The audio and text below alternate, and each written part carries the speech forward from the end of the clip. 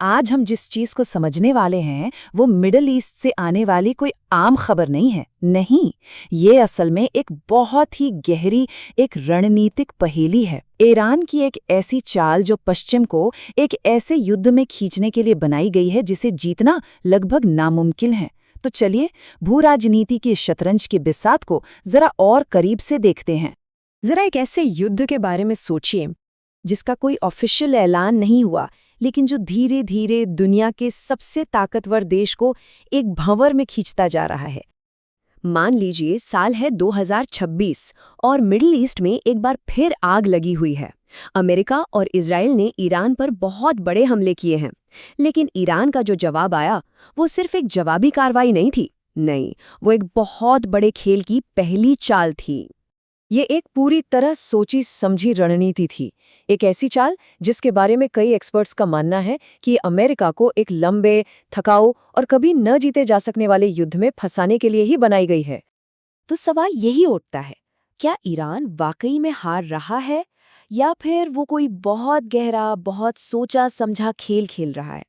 देखिए, ये जो टकराव है ये कोई रातों रात पैदा नहीं हुआ। ये दशकों से बढ़ते तनाव का नतीजा है। 1979 की क्रांति से लेकर न्यूक्लियर डील और पाबंदियों तक। लेकिन जब ईरान के ठिकानों पर बड़े पैमाने पर हमले हुए तो सब कुछ एकदम से बदल गया। ईरान ने फौरन मिसाइलों, ड्रोन्स और अपने प्रॉक्सी गुटों के जरिए जवाब दिया और बस देखते ही देखते एक रीजनल टेंशन एक फुल स्केल वॉर में बदल गई। लेकिन यहीं पर एक बहुत बड़ा ट्विस्ट है। पहली नज़र में तो ये एक जवाबी हमला लगता है, पर असल में ये जानबूझकर मामले को बढ़ाने की एक चाल है। तो सवाल ये है कि वो ऐसा करते कैसे हैं? देखिए, उनकी पूरी स्ट्रैटेजी एक बहुत ही सीधे सादे सिद्धांत पर टिकी है। अपने दुश्मन के लिए जंग को इतना महंगा बना दो, इतना दर्दनाक बना दो कि वो उसे आगे चला ही ना पाए। और ये करने के लिए वो दो मेन तरीके अपनाते हैं। पहला है हॉरिजॉन्टल एस्केलेशन। इसको ऐसे समझिए जैसे आप एक रबर बैंड को तब तक खींचते हैं जब तक वो टूटने की कगार पर न आ जाए।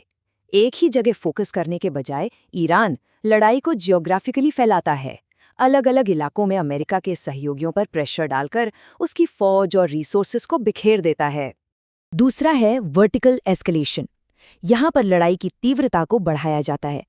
अब बात सिर्फ मिलिट्री बेस पर हमला करने की नहीं रह जाती, बल्कि इकोनॉमिक और स्ट्रेटेजिक सिस्टम्स को निशाना बनाया जाता है, जैसे कि ट्रेड रूट्स, एनर्जी सप्लाई। ऐसा क्यों?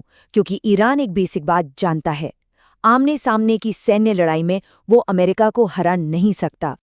और यही बात हमें ईरान के असली हथियार तक ले आती है। और वो कोई मिसाइल या ड्रोन नहीं है, वो कुछ ऐसा है जिसे आप तबाह कर ही नहीं सकते, उसकी ज्योग्राफी। और वो इसे एक हथियार की तरह इस्तेमाल करते हैं। जरा इस नंबर पर गौर कीजिए, 20%। सोचिए, दुनिया का लगभग 5वां हिस्सा तेल उसे स्ट्रेट ऑफ हॉर्मुज से गुजरना ही पड़ता है। ये एक तरह का समुद्री चोक पॉइंट है, एक गला जिस पर ईरान का पूरा कंट्रोल है। यहाँ पता चलता है कि ईरान ज्योग्राफी का इस्तेमाल कैसे करता है। अगर वो इस रास्ते में रुकावट पैदा करते हैं तो दुनिया भर में तेल की कीमतें रातों रात आसमान छूने लगती है। इससे टोक्यो से लेकर न्यूयॉर्क तक हर जगह इकोनॉमिक इंस्टेबिलिटी पैदा होती है। और यही अस्थिरता अमेरिका पर जबरदस्त इंटरनेशनल प्रेशर डालती है कि वो युद्ध खत्म करे। मतलब एक रीजनल झगड़े को वो ग्लोबल इकोनॉमिक क्राइसिस में बदल देते हैं। और यहीं पर इस लड़ाई का असली चेहरा सामने आता है। अमेरिका और ईरान असल में दो बिल्कुल अलग अलग युद्ध लड़ रहे हैं। दोनों के लक्ष्य और तरीके एक दूसरे से पूरी तरह अलग हैं। एक तरफ अमेरिका एक पारंपरिक कन्वेंशनल जंग लड़ रहा है। उसका मकसद है दुश्मन की मिलिट्री पावर को खत्म करना, उनके टैंक्स, उनके बेस, उनके फाइटर जेट्स। लेकिन ईरान एक मनोवैज्ञानिक और आर्थिक युद्ध लड़ रहा है। उसका लक्ष्य सेनाओं को तबाह करना नहीं, बल्कि दुश्मन का हौसला तोड़ना और उसे दुनिया के मंच पर पॉलिटिकली अकेला कर देना है। ईरान का असली मकसद जंग के मैदान में जीतना है ही नहीं। उसका लक्ष्य है अमेरिका को थका देना, उसके ग्लोबल गठबंधनों में दरार डालना और मिडिल ईस्ट में अपनी पोजीशन को और मजबूत करना। इस तरह की लड़ाई में ईरान के लिए सिर्फ मैदान में टिके रहना ही अपने आप में एक जीत है। और यहीं पर अमेरिका के लिए एक ट्रैप सेट हो जाता है। वो जितना ज्यादा जोर लगाते हैं उतना ही इस दलदल में धंसते चले जाते हैं। क्यों? क्योंकि एक तो ईरान के पास मिसाइलें अभी भी हैं, दूसरा हर एक हमले के साथ दुनिया भर से प्रेशर बढ़ता जाता है, और तीसरा उन्हें दशकों का तजुर्बा है ऐसी लंबी थका देने वाली लड़ाइयों का। अमेरिका के लिए यहाँ से निकलने का कोई आसान रास्ता है ही नहीं। तो हम जो देख रहे हैं वो असल में एक नए तरह का युद्ध है। ये लड़ाई अब सिर्फ हथियारों या जमीन पर कब्जे को लेकर नहीं है। ये संघर्ष रणनीति का है, अर्थशास्त्र का है और ग्लोबल पावर का है।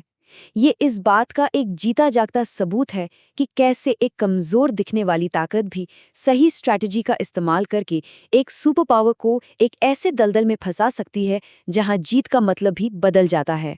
ये सब हमें एक आखिरी और काफी परेशान करने वाले सवाल पर लाकर छोड़ देता है।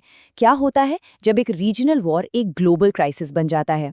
इसका जवाब आने वाले वक्त की जियोपॉलिटिक्स को एक नया आकार दे सकता है।